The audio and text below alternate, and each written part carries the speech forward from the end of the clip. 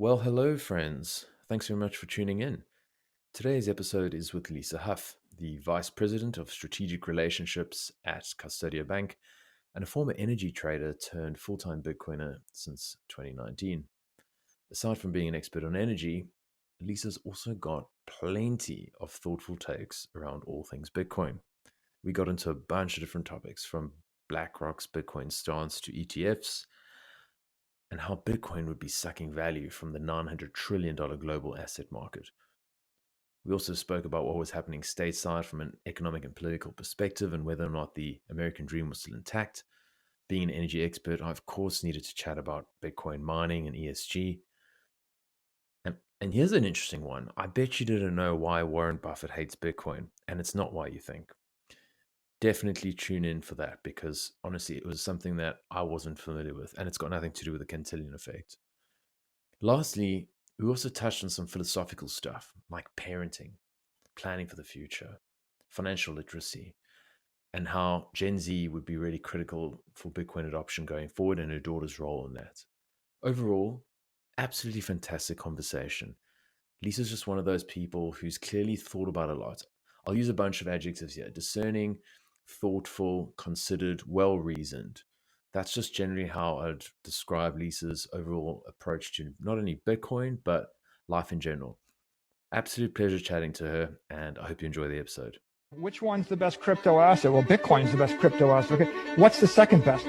There is no second best. There is no second best crypto asset. Hello, friends, and welcome to the Why Bitcoin Show. I'm your host, Dale Warburton. It's a weekly podcast on why Bitcoin matters and what makes it completely different to all other cryptocurrencies. If you're interested in Bitcoin and you'd like to distill crypto fact from fiction, you've come to the right place.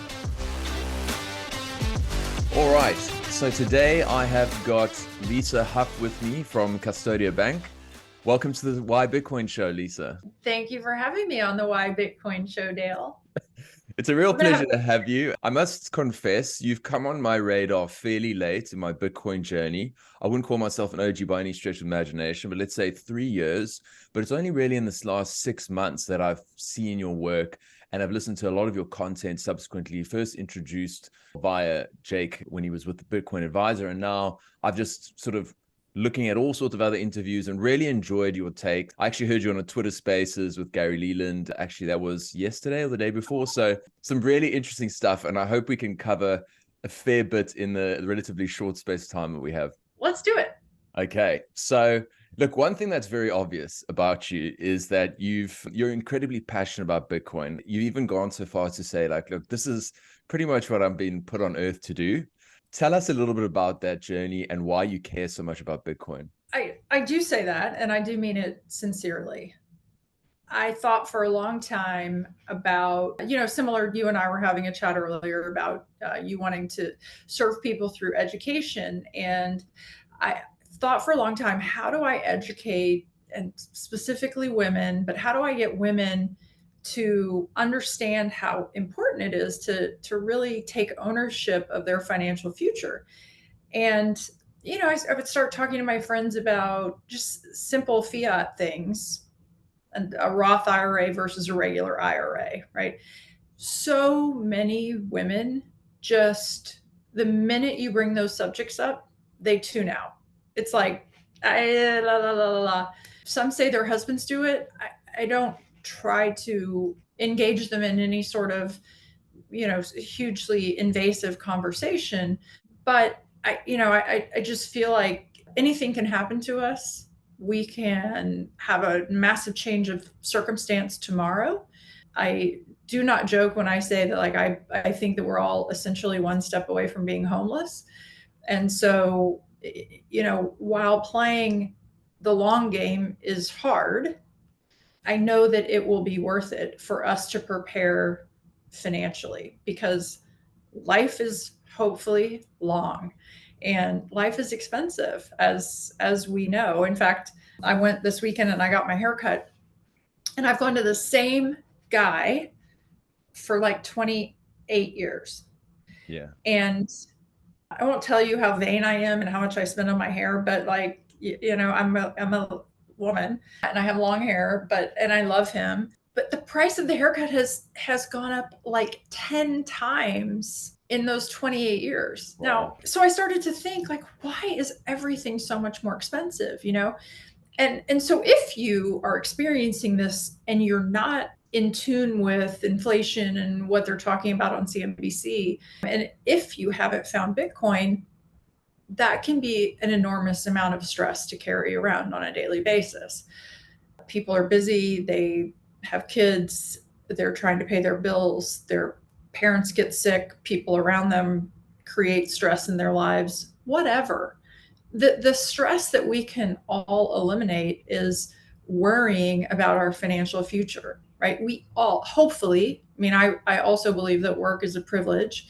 I don't feel too proud to go do any job. I know that I would always survive because I'll go clean hotel rooms at the Motel 6. I will go wash cars at the car wash place down the street. Like, I love working, and I really do love working kind of manual jobs, like moving wheelbarrows of dirt in the yard and all that kind of stuff, because it engages your mind, right? Like everything else that you're thinking about when you're physically engaged, at least for me, it sort of evaporates. So you have a break of what's rattling around in your head. But I do believe that we are all, you know, if you and I here on a computer having a conversation halfway around the world, like, we are the luckiest people on earth.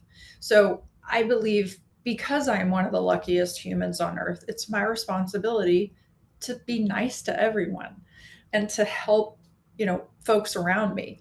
And I don't like give handouts and, you know, I mean, I don't mean that way, but if people around you, you know, are trying to learn something, need information, they're trying to secure their future, and you have the information you can share, like, share it. So anyway, I didn't exactly know how I was going to make money doing that. I didn't know how I was going to go talk to women and create education and really be able to earn a living. And then I started kind of looking for a job and reading job boards. And by the way, I think that's an amazing thing to do if you are trying to figure out what you want to do in the fiat world.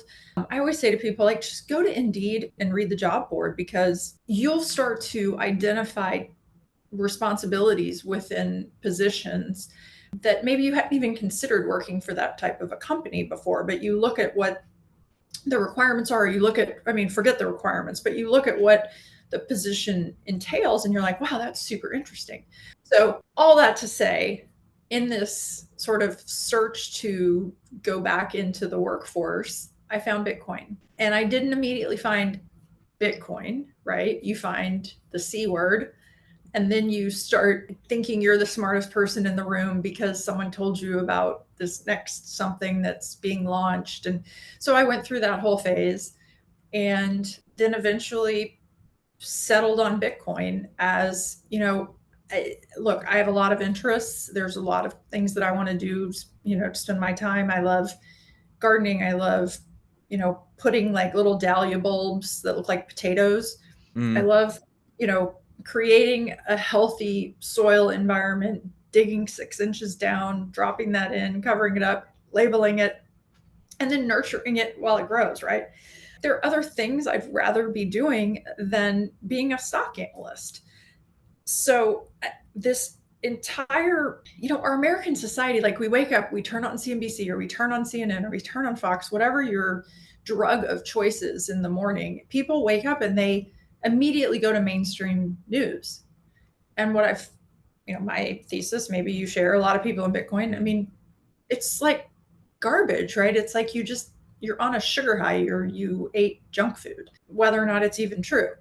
Yeah. So I just determined, like, I don't want to wake up in the morning and look at CNBC and then go investigate whether or not the trade desk is going to change the way that advertising companies interact with advertising during on-demand television, or, you know, it's like all these different things that I was trying to gain an understanding of because I wanted to find companies to invest in. And then you find Bitcoin, you're like, wait, all I have to understand is that scarcity drives value. Bitcoin is the most scarce asset on earth. Really, if no one learns anything else than that, learn that, right? Totally. Scarcity drives value. And when you own something that's scarce, you own value. So, I consider Bitcoin to be, I explained it to somebody recently. I explained it to a Houston family office recently that owns a lot of property out on the West Coast, Malibu. And I said, this is like my version of a Malibu beach house.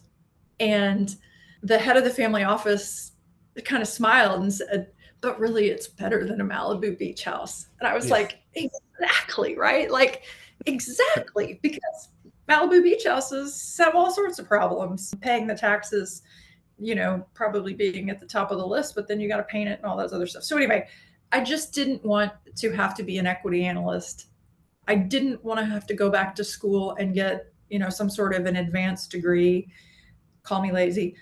I just wanted to have something to save in and protect myself going forward, right? I wasn't looking to get rich. I wasn't looking for it to do a 10x over the next year or the next 10 years or whatever. I just wanted to know, look, if I am saving, then hopefully I am doing something productive towards my future.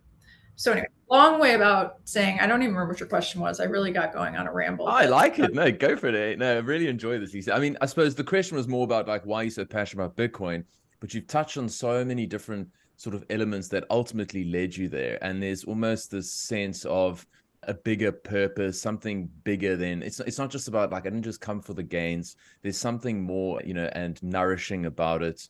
I loved how you spoke about gardening because I've just started getting into a little bit of gardening myself, and it's actually great exercise. And there's certainly something incredibly rewarding about spending time outdoors. And I've just planted a tree that will get to about 30 meters in front of my yard. So I'm looking forward to coming back and, were to sell the property and whatever. Imagine coming back 20, 30 years time and going, whoa, there's my tree. Love it. So, you touched on the C word, and I want to just sort of knock this one out the park or get it out the way, as it were. So you talk to a lot of different people, talk to family offices, probably some retail investors. And I sort of described to you before we started recording that the challenge I have with crypto is I feel like it sucks the oxygen out the room.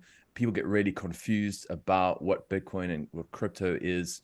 To me, it's very obvious, but I'd love to know how you explain it to, I guess, on the one hand, regular folks who are just trying to, put food on the table and not sitting there, analyzing stocks and whatnot. And then you contrast that with high net worth individuals or family offices or whatever the case would be. Like, how do you explain the difference in those two contexts? Yeah, I should have started off the conversation by saying none of what I say is a view of Custodia. None of it's financial advice.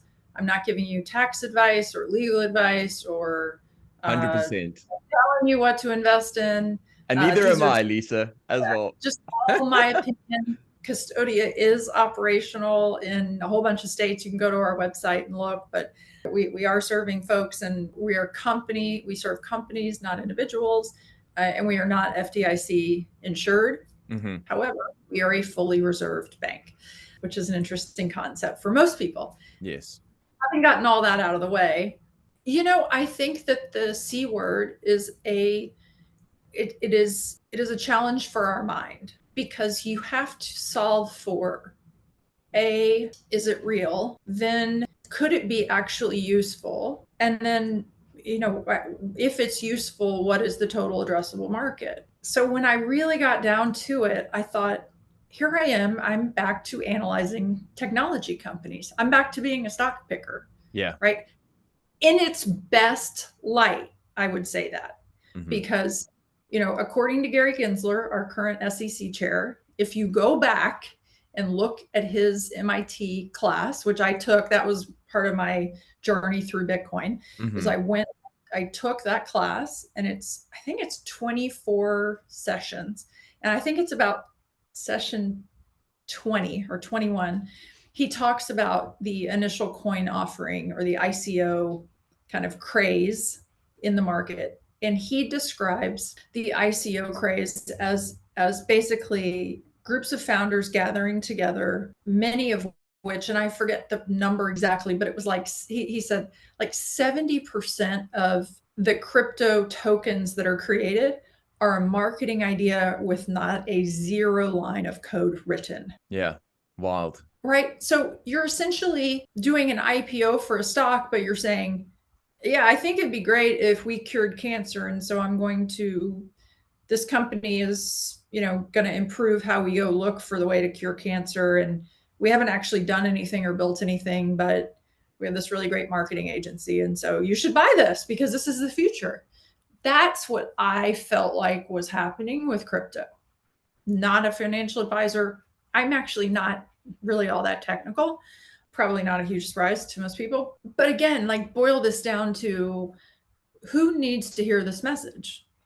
Well, everyone, but especially I think, young people, where I see the easiest conversations are with college age kids because they're old enough to start worrying about where their paycheck will come from or where, how they're going to survive, but they're not too old where they're set in their ways and they can't hear you when you talk about Bitcoin. Yes. I mean, so, and I will say, like, on that note, the financial advisor that I had used kind of in 2017, 2018, 2019, he and I had a fight.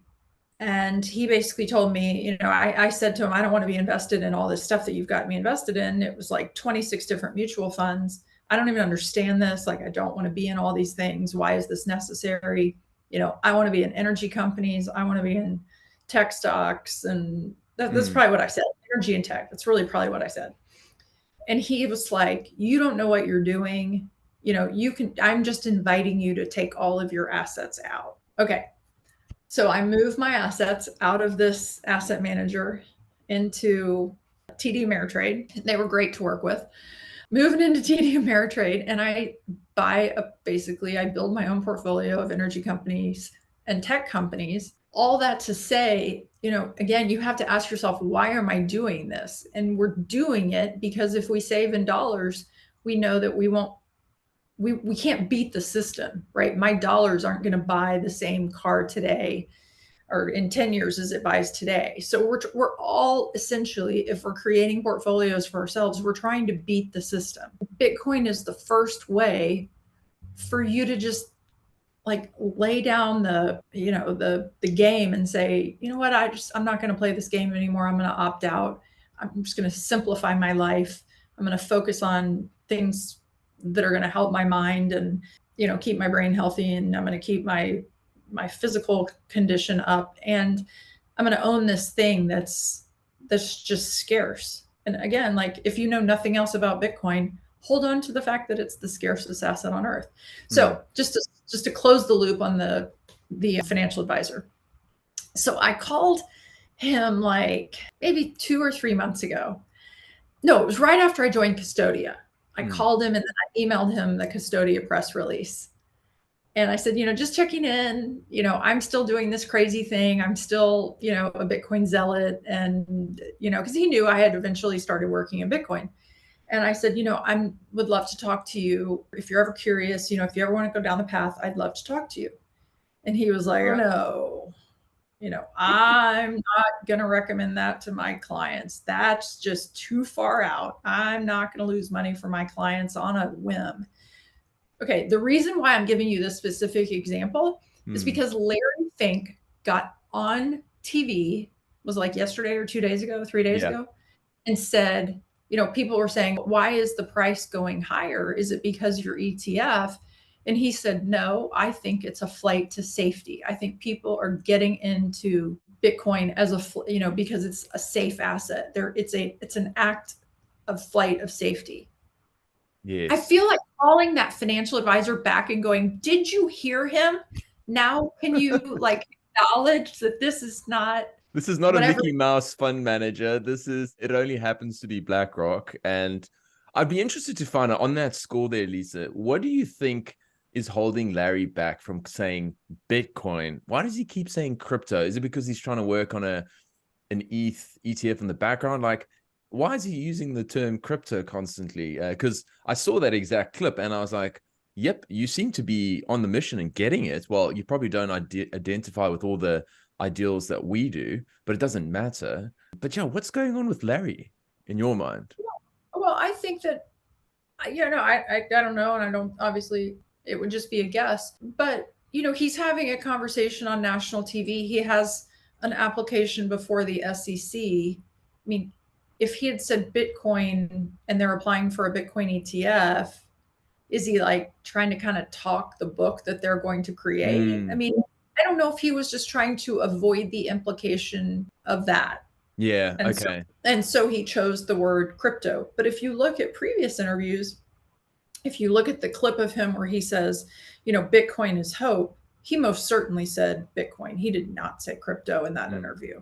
Yeah. Yeah. I No, think that makes sense. It was at a conference or something in Germany, and there's that. I mean, that was like the first time that all of us were just like lost our minds. Like, well, finally, wow. I mean, Larry Fink is saying Bitcoin is hope. I mean, we've heard Michael Saylor say it for years, but yeah, now you have the largest asset manager in the world saying Bitcoin is hope. So anyway, I haven't called my former financial advisor since Larry Fink this week said it was a flight to safety, but that's what it is, right? It's a flight. I mean, I have long said, in my opinion, that it's safer than a US Treasury bill, right? And simply because it's not a ding on the US Treasury bills. It's just stating that Bitcoin is scarce and dollars are not. So on that one factor alone, to me, I assign more value to Bitcoin than and more safety to Bitcoin than I would a treasury. Totally. And you've spoken about that before, and how in traditional markets, they would equate volatility with risk. But in the case of Bitcoin, we just think that breaks that whole sort of mindset, because, between you and I, probably we think that Bitcoin is almost a risk-free rate, because, and this is my kind of thesis or framework that I'd like to think about, is that we've got all these other markets. Let's talk about equities and real estate and any other treasuries. These are all, as far as I can see, they're not necessarily free markets in the sense that they're manipulated, whether you got the cost of capital, whether you got various incentives that are propping up the real estate market. Whereas Bitcoin, there's no people involved. The monetary policy is set in stone. There's no trust. And so it's the only asset that sort of sits completely separate of almost the puppeteers playing financial alchemy games. And in that sense, I look at it personally as like incredibly, like risk-free in that sense. But I suppose for an ordinary person and people that are financial advisors, I've had a chat to a few. In my fiat job, I'll just walk past a fund manager and I'll say, hey, while we're waiting for the list, what do you think of Bitcoin? I thought, why not just kill a few seconds? And, the poppies, the sort of the whole tulip thing comes up, and South Sea China bubble. And, you kind of go, okay, well, we're pretty much beyond that, but there's only so much I can get in the space of a lift ride. Lisa, back to the sort of ETF stuff. So we've got this sort of slew of Bitcoin ETFs that are currently in the works. I saw yesterday actually that GBTC's sort of net asset value is now at a 14% discount. So it's certainly closing. There's obviously a lot of, I guess, wind behind the fact that the SEC is not going to be appealing the ruling that it was arbitrary and capricious that they denied the spot ETF. So we've got all these ETFs coming. I just don't know how on earth these ETFs are going to all compete. I mean, let's imagine there's 10. What do you do if you're an ETF provider trying to differentiate yourself? So it's a bit of a tough one, eh? It's weird. Well, I don't know. You do all sorts of things, right? It's like, how do you season a steak? You season it in a bunch of different ways. I mean, there's like the famous story of the guy that came up with, I don't know if the brand was like Ragu, the tomato sauce, but like, he was a marketing guy, and they were trying to figure out how to market this. And it may not have been Ragu, but the company was trying to figure out how to market this. And his and they had like all of these, should we wrap it in this color? Should it be that color? Should we say this is in the ingredients? How do we list these things? And he basically said, look, we should give people what they want. So some people want smooth tomato sauce. Some people want chunky. Some people want roasted garlic in it. Some people want garlic and basil in it, right? And so like they made a bet. I forget what the bet was, but they made a bet. And the guy just, was heavily financially rewarded for coming up with the idea of, give people what they want. It's Coca-Cola is probably my favorite brand. I don't know why. I just feel like it's a very American brand. And I have always appreciated that if you want a Coca-Cola, you can buy the little tiny can, you can buy the green glass bottle. Maybe you're going to a kid's soccer game and you want to take the big 2 liter. Like, they're giving people what they want and they're giving people choice. And I would not be surprised if the ETFs happen much the same way. Just like sort of the ESG ETFs, right? I mean, Blackrock and others really had creative marketing around how they're going to communicate their values around a pool of equities, and they were going to link them together through the concept of ESG. I think it'll be much the same way with Bitcoin. I think that people will figure out how to make it attractive to their client base. Maybe some of them are strictly Bitcoin, maybe some of them are. I do have an idea, because I did talk to a company that's building 4 Bitcoin related ETFs. Mm-hmm. There's all sorts of ways that people are going to combine these with other commonly held, asset pools. Yeah. Right. Like at the end of the day, if you want to play in that arena and you want to buy Bitcoin through an ETF, that's what suits your needs, by all means. Do I think that a certain number of us will always want to just, hold the bearer asset? Definitely. Where the scale tips, I don't know. And again, like, we're speaking right now on a strictly American, or in a place where there are active capital markets, right? We're addressing that crowd. And one of the things, can I keep ranting? Can I keep rambling? I love it. Keep going. Yeah. So, gosh, it's been so long since I've seen this, but, Greg Foss gave that example. It might have even been a couple of years ago, where he paints the future, his price prediction for Bitcoin. And he lays it out something like, if there are $900 trillion of total global assets, those include equities, bonds, real estate, commodities, fine art, right? Everything that somebody could invest in. It's $900 trillion. And his thesis was, what if 5% of that moves into Bitcoin? And, maybe it was 2%. I don't even really remember. It's been so long since I've looked at it. But the bottom line is, he basically says the value in these other assets will start to seep into Bitcoin. And when that happens, because there's only 21 million, it will increase the market cap of Bitcoin. Therefore, the price will increase. So his number was $2 million, more or less. That's all fine. Fine example. Who knows when, if that ever happens. But what I think is missing from that conversation is that you have forgotten that there's a whole bunch of people that don't own those assets, who live in wherever. Africa. Villages in Africa. They live in, who knows, right? I mean, I was looking at these little tiny islands the other day in the Philippines. I did this kind of Zoom search on my iPad, and I kept getting islands and islands and islands. And I was like, God, we look at a map. We're so stupid. I'll speak for myself. I'm so stupid, such a dumb American, even though I have traveled a lot. Like, there's so many people in so many places that we can't even imagine. And I think they all eventually figure this out, and they all eventually buy some Bitcoin. Maybe they buy the equivalent of $1 $100. I don't know, but that seeps into the market, the market value of Bitcoin. So, do I think that traditional asset holders reallocate? Definitely.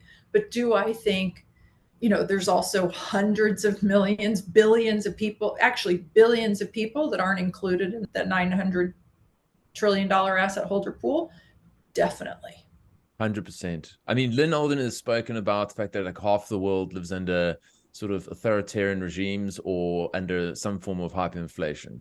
And so, we very much focus on US-centric capital markets, and it's exciting. I mean, let's be honest, the fact that we've got a Blackrock now in the mix with an ETF, after years and years of condemning it as, for criminals and then challenging its ESG metrics, we now have them actually saying, do you know what, we want to participate. But for a lot of people, the really exciting part is not necessarily like the TradFi adoption, but it's more the retail adoption that happens from the ground up in the places around the world that need it most. I mean, having come and lived in South Africa for 34 years, yeah, I was the 1%, and in many ways I was insulated because I was fortunate enough to be able to have private banking that gave me access to a US dollar account. Now, that in itself is a privilege. Like the average African has no access to US dollars. So don't even worry about Bitcoin for the moment. You've got a currency, the Rand, that has depreciated against the US dollar consistently for the last 2 or 3 decades between 8 and 10%. And that's just against that's the US dollar. And everything is getting more and more expensive there. And so I just look at that and I go like, there is a monster market there, because once they get it and they realize, hold on, this is stuff that I can hold on my own, that is resistant to all forms of debasement. I think the real challenge, I've always said though, Lisa, in terms of adoption in, I guess, the global South, the third world, whatever you want to call it, is cash flow. You need a cash flow to be able to invest. You can't, because you're not able to withstand the volatility if you're going hand to mouth situation. It's just not going to work. And that's where most people find themselves, unfortunately. Yeah, definitely. Well, you just said something again that I think is really key to understanding how privileged we are in the US, that and in other places like South Africa where you had access to a US dollar account. Many places around the world, it is illegal for their citizens to have US dollars. Or if they can have US dollars, they can't have, I heard someone say that they couldn't hold more than 20 US dollars. 20 US dollars, right? This was I forget what country they were from, but my daughter and I went to the Oslo Freedom Forum, not this year, but last year. And it was one of the speakers was saying her brother was actually picked up on the street. He had two $20 bills in his pocket, and they arrested him. Real. Yeah, it just puts things in perspective, doesn't it? It's when people in the States or Australia, like where I am, bitch and moan about the state of affairs, we complain about the politics or the money. I often like to remind them that there's a lot of places around the world that it's dramatically worse. And in many ways, I guess part of the reason why I'm no longer in South Africa is because I didn't necessarily feel that there was hope, that even if there was this decision within the country that, hey, we want to change the direction of this, that's it's like shifting trajectory on a giant ship. It's the kind of thing that's going to take 2-3 decades, and you need political will, and there's not even that.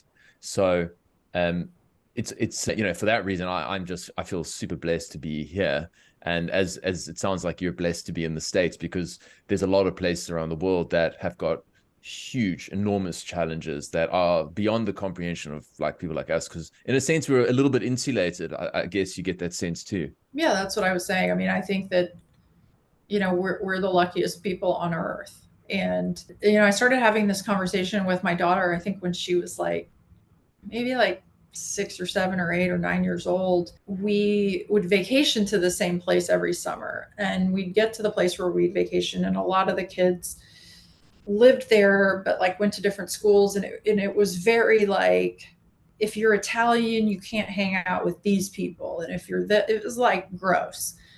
And I said to Ella, I said, it's really important to me that, we have to be nice to everyone. It is our sole job here, because here we are, the ability to just go on vacation somewhere, right? And spend a ton of time outside. It's just such a privilege. And for these kids who live in this area to not include one another because of where their great grandparents were born, right? Or, well, they don't go to the right this, or they're not in the right that. That is bullshit. Yeah. Right. Yeah. You are wasting 1 minute of your time on that kind of crap. Best of luck. I can't help you, because it's too much. It's I don't see how that's actually relevant. You know what I mean? It's a very collectivist mindset. It's who is this person in front of me? Are they a good person? You know what I mean? That's what I care about. The other stuff's irrelevant. it is irrelevant. But remember, like when you're whatever, however old she was little. Like when you're, kind of that age and you're beginning to understand that certain people don't get invited to certain places, it's like you have to sit down and have this conversation. As adults, it's more obvious to us, right? Like, but anyway, it just goes back to my thesis that, life is long, the world is small, and you're better off if you're nice to everyone. Yeah. Yeah. I certainly think so. And I suppose flowing on from that, I wanted to find out what your general sense of things were, just sort of stateside. And like, when we say, okay, hold on, Africa and other parts of the world have challenges. Absolutely. The US certainly has its own challenges. There's a lot of political infighting. We're seeing probably unprecedented amounts of, I guess, inequality and division. Maybe it's heightened because of social media. We don't have to go down that sort of path. But, in terms of your sense of whether or not the American dream, as conceived by the founding fathers, as people believed in decades prior, is that, in your view, sort of alive and kicking, or are you somewhat negative in that regard? I think most of us take our lives for granted. We've long forgotten wars that were fought for our benefit. We probably aren't aware of what our Constitution says. We're worried about, whether or not we're going to eat today, or we're going to, am I going to come home? My parents are going to be there. I mean, I think the pressure on all age groups is enormous. And I spend a lot of time with like high school kids and college kids. It's, my daughter's in college, but I live next door to a big public high school. And so there are lots of kids that just park on our street and that are walking. Like I kind of live across the street from a farm. I live in a high rise, and I live across the street from the pharmacy and like the little kind of taco takeout place. And so there are a lot of kids. Those kids look stressed all of the time. And, so not to say that that's their excuse, but to your question, yeah, I think there's a failure of society. I don't know what to do to fix it other than, again, like information sharing, helping people create better outcomes for themselves through, whether that's understanding Bitcoin. I mean, I think it's through taking, very active steps to protect your financial future. But for a lot of people and a lot of these kids that are, I see every day, like they're just trying to get to tomorrow. So I don't know what the answer is. We have obviously a huge lack of leadership in our government. I'm really beginning to think that the government is, that entire complex is like a ruse to keep us off of what the actual agenda of, the powers that be is, right? Like I think the agenda is to assert more and more and more control. And here's why I say that. Again, because they're trying, our government is trying to cut deals with companies like Palantir and Google to track us and to surveil us. And, our banks, including Custodia, right? We're held to very stringent regulations around the Anti-Money Laundering and Bank Secrecy Act. And there's a lot of intrusion in our, what I would consider private lives that wasn't there 10 years ago, certainly wasn't 50 years ago. And, we really are all doing it to ourselves, right? Because I'm holding up my phone if you can't see it, but because we're holding tracking devices. Every single thing I paid for today, I used Apple Pay for. Yeah. Every single thing. Like walked to the taco takeout place, walked over to the drugstore. Like they know everything that I do. So anyway, I think that the government is like, it's like this blah, blah, blah, blah, blah, look over here so that the actual war can be fought on the other battlefield. I wish I could remember. I think it was one of Marty Bent's podcasts, and his guest was just absolutely on fire. It was one of the most brilliant interviews. I forget the guy's name. I think it wouldn't be hard to find because I think it was about 4 hours long. Oh yeah. And a bunch of folks. Is it Balaji? I think it Balaji. was. Yeah. Okay. Yes, I think it was. Yes. Highly recommend that people go listen to that, because they were basically saying like our government is really no different than this expression of like or the the Sunnis and the Shiites, right? Or pick these tribal groups, these tribal groups around the world that, we hear the names of. Like our government has somehow gotten to that place of we're just here to fight with one another. And, I personally drive down the street or walk down the street and I see homeless people and I think, we can do better.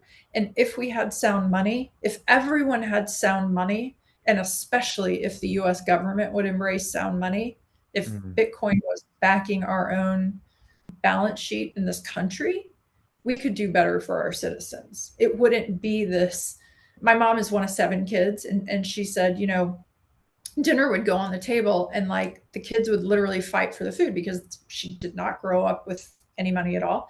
Yeah. My grandfather installed AT&T telephone jacks into your wall, right? So you could plug your house phone.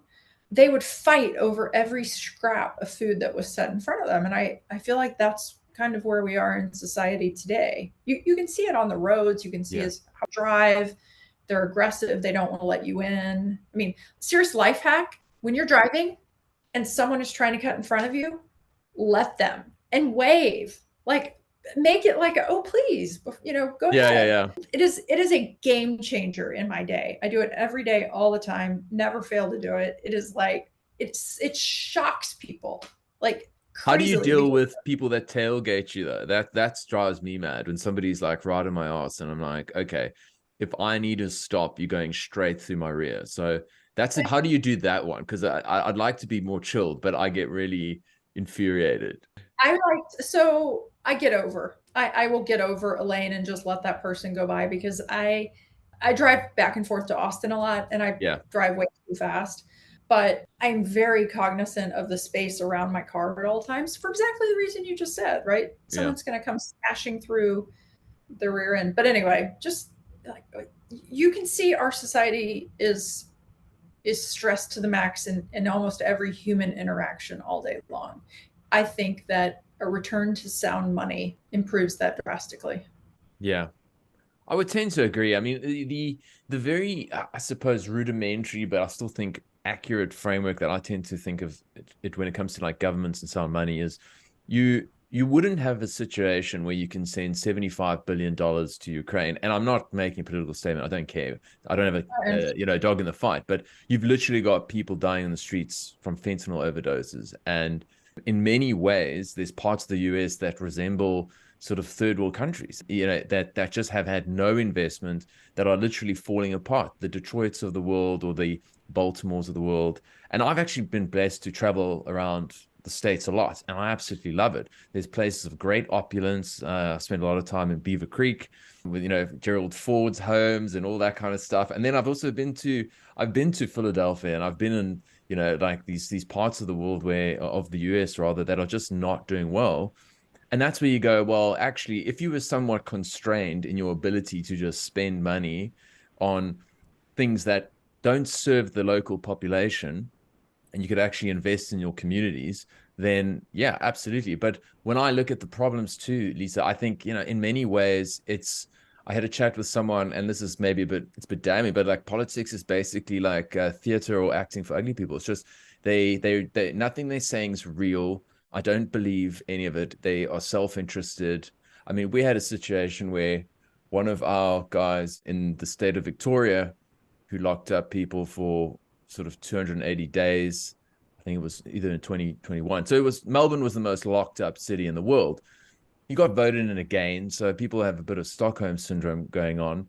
But he's collecting, if I were to translate it to US dollars, and he's 51 now, he's retired, and he's collecting something along the lines of 250 grand a year in perpetuity, just by virtue of being a politician. And you just think like yourself, there's people in this country right now, in Australia, and I know it's happening in the States, where they're going, how the hell am I going to afford housing?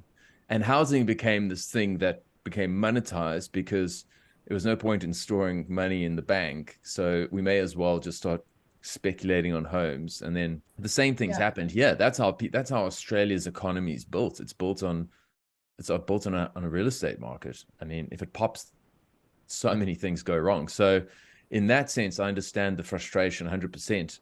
I wonder if we can go back to something like a little bit of ESG stuff, because this is your sort of space. And I thought, having listened to a few of the conversation, I thought, well, we don't need to go down too deep down the rabbit hole in terms of energy markets. I know you got a sort of deep background. I heard actually yesterday that you worked at Enron and Solomon Brothers and stuff like that. So that's really fascinating. But talk to us just a little bit about how, I guess, Bitcoin mining itself, which is something you talk about a lot, can act as a stabilizing force within a grid, and how what the likes of Warren Buffett is doing by partnering up with and lobbying the Texas government to build these sort of peaker plants, which is effectively like insurance for the grid that says, okay, well, when there's a excess demand, we're just going to switch these on. And so in exchange, Warren gets a casual 7% return ad infinitum.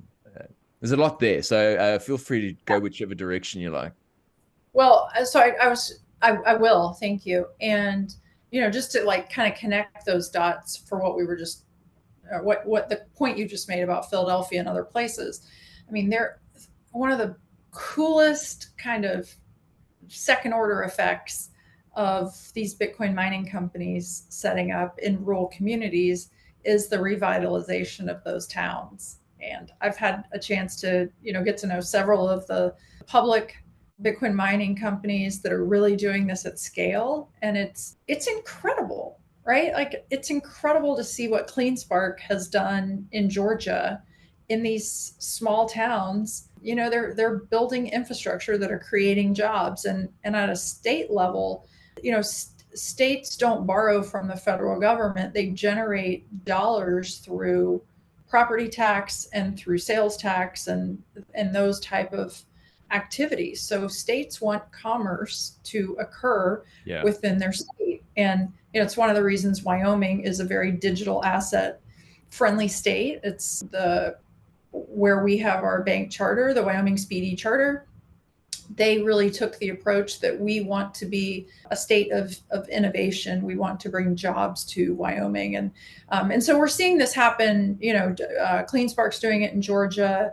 Riot has done it in a small town outside of Austin called Rockdale, Texas. So I will answer your question. Do you want me to tell the story about the Warren Buffett, the incentives that are? Yes, because I don't think a lot of people have heard that, because it might explain why he's not a fan of Bitcoin. And because I imagine he's been advised of how Bitcoin can actually essentially fulfill the role of the solution that he's lobbied. Yeah. I don't think I'm going to give him the benefit of the doubt that he has not been advised of the sound money aspects of Bitcoin until Larry Fink got on TV and said it was a flight to safety. Dollars were moving into Bitcoin and it was a flight to safety. Warren Buffett, I mean, dude, you've certainly seen that clip. So, but the story that I've told before, and this, talk about politicians having the wrong incentives. Companies rightly have a duty to shareholders, and they need to look out for their shareholders first and foremost. So Warren Buffett, through Berkshire Hathaway Energy, came to the state of Texas and said, hey, listen, after this big winter storm that you just had in 2020, I think it was, after this huge winter storm, it clearly shows the fragility of your grid and that you're really lacking in power assets, generation assets. And so we have a solution for you. They said, we'll build 10 peaker plants. So Berkshire Hathaway Energy will coordinate the capital, right? They'll put these 10 peaker plants in Texas, and they were 50 megawatts apiece. And peakers only come on, they're very expensive, and they only come on when it's like the last available electron, right? Like you've used everything else, you've got to turn this excess available power on. You've got to make this excess power, this additional load, this additional power available to meet the demand load. So I think they were going to spend $10 billion to build these plants. And they wanted a guaranteed rate of return of 8%. I believe it was 8%. Check my numbers. This is like happened in 2021. But they were going to get a guaranteed rate of return for this project. And Texas had a whole bunch of issues with this. First of all, we're one of the few places where the energy markets are open. They're, you know, we power is bid into the grid. Yeah. So it's not like, okay, here's the price that came down from above. This is what you're getting paid. Power producers actually basically say, here's what I have and here's how much I want for it. And then whether or not the grid chooses to absorb that power, you know, is up to those folks. So anyway, Warren Buffett wanted a guaranteed rate of return for his plants. Okay, so 10, 50 megawatt plants, 500 megawatts, right? Yeah. So in the event of a crisis situation, in the event of a heavy demand day, these would flip on. Well, the alternative, so most important part of the story is that in order to meet that rate of return that Warren Buffett wants, how is Texas going to fulfill that part of the deal? How are they going to give the money to Warren Buffett that he wants? Well, here's how.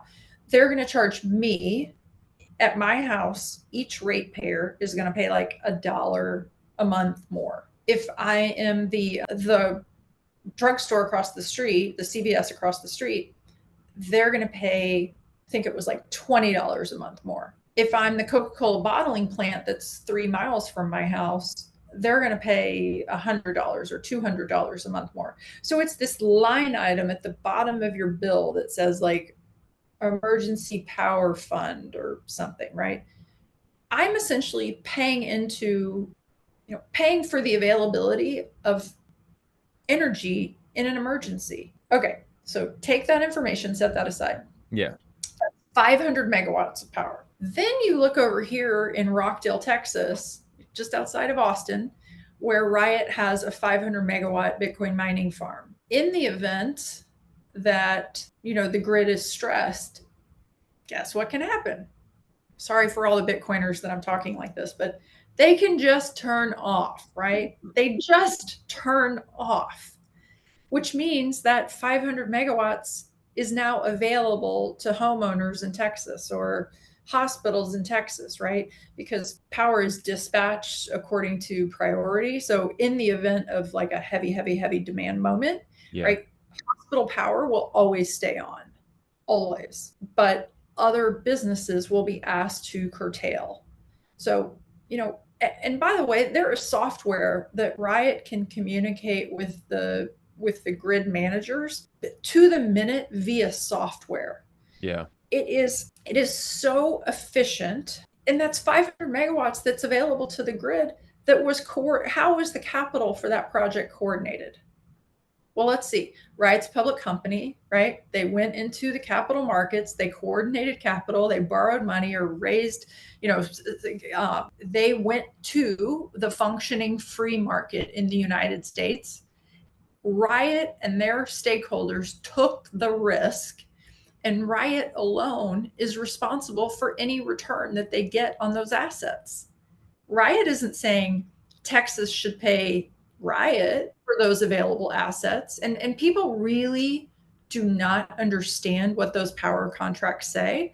And they think that, Texas homeowners or ratepayers are being disadvantaged by the Bitcoin miners, when in fact, that is just not at all how those look. And it's a coordination of capital. On one hand, you've got Berkshire Hathaway, who wants to tax me, the ratepayer. And then you've got Riot, who has said, we'll take all the risk and we'll make the power available when it's needed.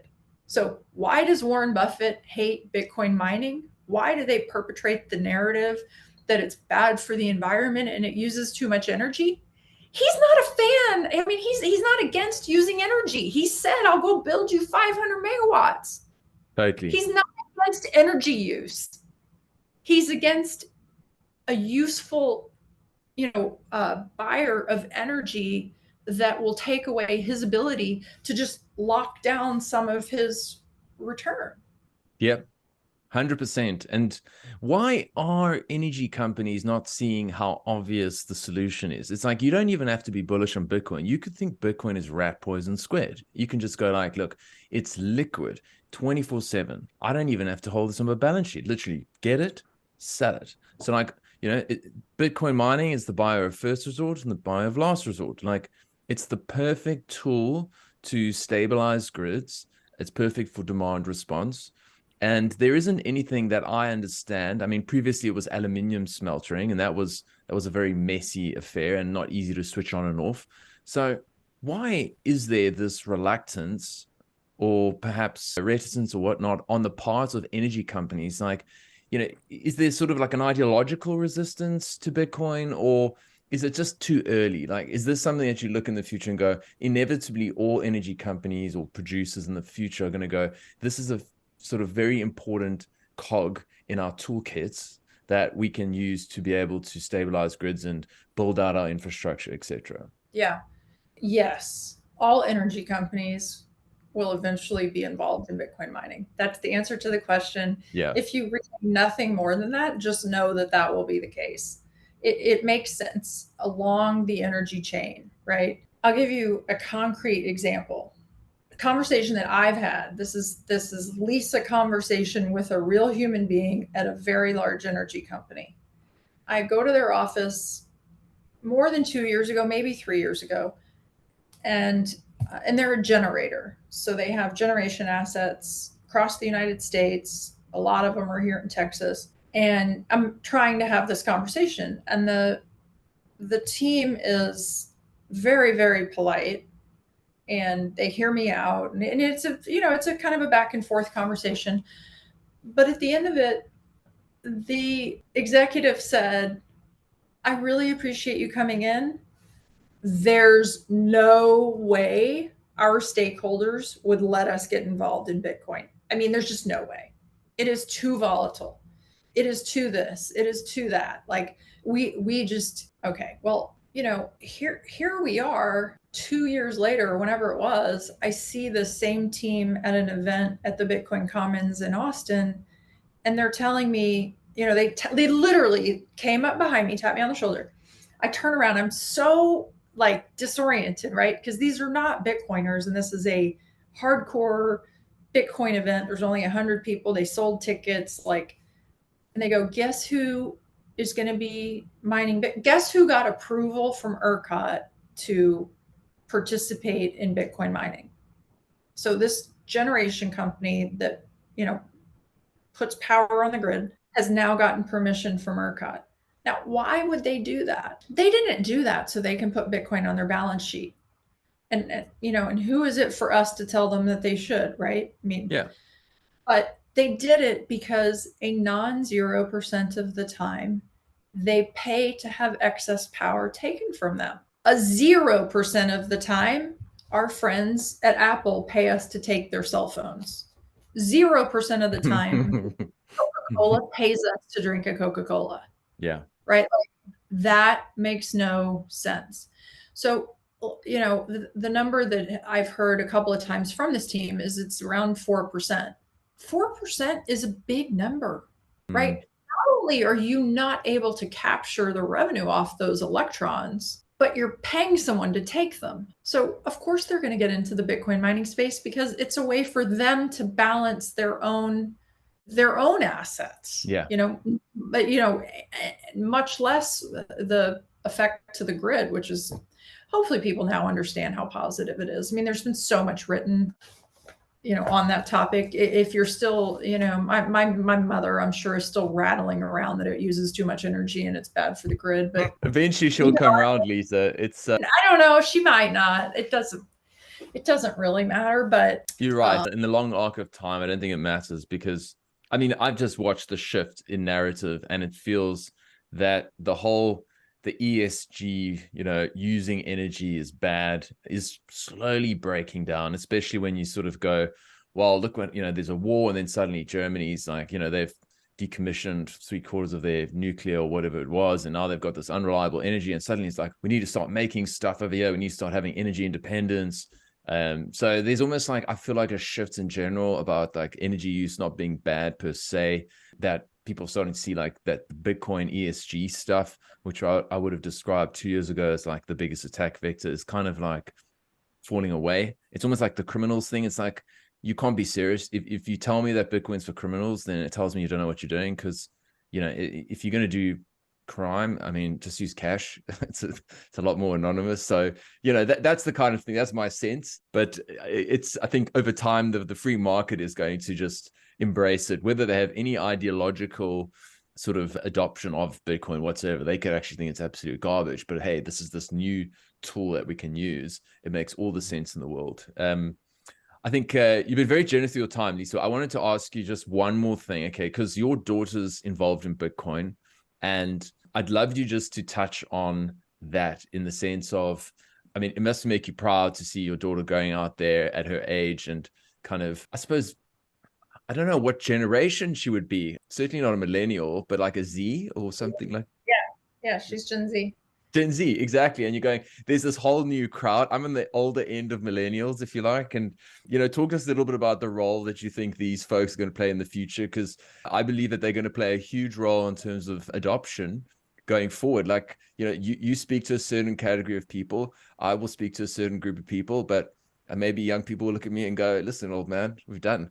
I want to talk to some of my own age. Yeah, I'm super excited for her to be involved in Bitcoin. And it all derives for one reason, and that is that no matter what happens to me, she fully understands Bitcoin. She buys her own Bitcoin. She's worked since she was 15 years old. She's had some sort of a job.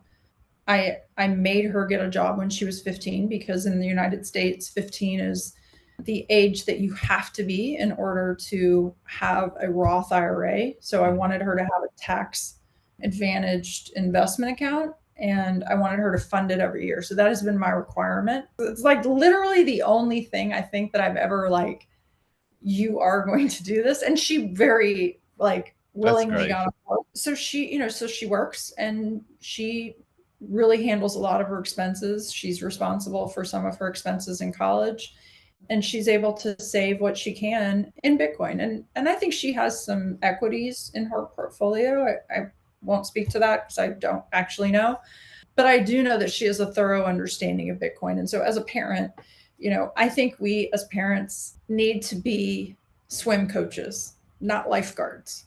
So my job is to like help her figure out the hard stuff while I can, and really and I encourage her to make her own decisions, especially when they're like really hard decisions. And we'll get in this conversation where, it'll be like a really, really hard decision. You're deciding between two great colleges, right? And finally she'll just say, Mom, just tell me what your opinion is.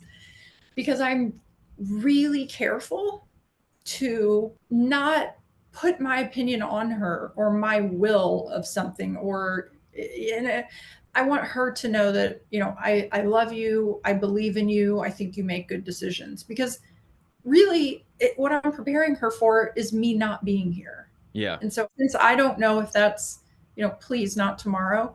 I plan on living as old as my grandparents. My grandparents, one lived to 95, the other one was 97. They just died in the last couple of years. But like, you want your kids to be able to walk on this earth safely without you. And I don't know any other way to help her with that when you can't beat Wall Street. You can't, I heard someone say today, you can't beat the tape. You can't beat the Fed. Like, you can't beat Wall Street. I mean, the financial engineers have that buttoned up. I'm never going to be a financial engineer and figure out how to outsmart the guys that are on TV. It's just, just not going to. No, nor do I want to do that. No. Anyway, so she is really involved with Generation Bitcoin. I think she was a co-founder of that. She's in her blockchain club at her college. They don't have a Bitcoin club, but it's what they call it, blockchain. But it's like the number 2 blockchain club at a college. It's big. They have a big conference every year. And then she spoke in Prague at the Bitcoin conference. She's going to Africa. I think Generation Bitcoin will speak in Africa. And is she going to the adopting Bitcoin in Africa? Is she going to Cape Town, or is she going to Ghana? Ghana. Okay, cool. Yeah. So anyway, I mean, I think eventually it's just normal that our kids work in Bitcoin, right? It's going to be no different than my former husband is an investment banker. Like, it's no different than, his dad working in the financial industry, him working in the financial industry. I mean, my daughter could potentially go work at one of the Wall Street firms. I mean, the idea, here's where I'll finish. And you've been so gracious to have me, so thank you.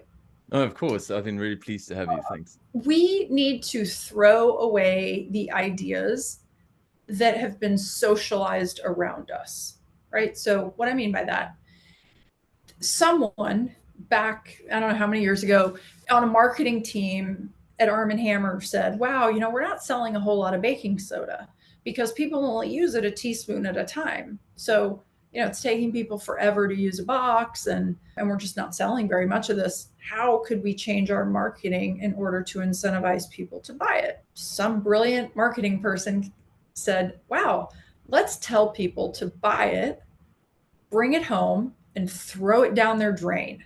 Let's tell people that helps you make your drain smell better. That is an idea that we have all accepted as God's word, right? And so I call those ideas socialized ideas. So the idea that we have to go to college, that we have to have an MBA, or that we have to go to law school, and we have to work at one of these big investment banks is a socialized idea of success. We need to stop. That doesn't work anymore. And it's never going to work again. Everyone needs to think for themselves. And I think the best way they can do that is to start learning about Bitcoin. Don't buy any, I don't care, right? Learn about it. I'm sure you feel the same way. If you've 100%. met someone that has, if you've studied Bitcoin, 100 hours, I have never met someone who has read 4 Bitcoin books and watched 20 podcasts that is not on board. Maybe they're out there, and please send me a LinkedIn message or send me a Twitter and tell me that you're out there. I would love to meet you, but I don't know them. No, they don't exist. And what a wonderful note to end it on, Lisa, because it's so strange, but it's like, having only just met you today, there's so many things you're saying that are very thoughtful.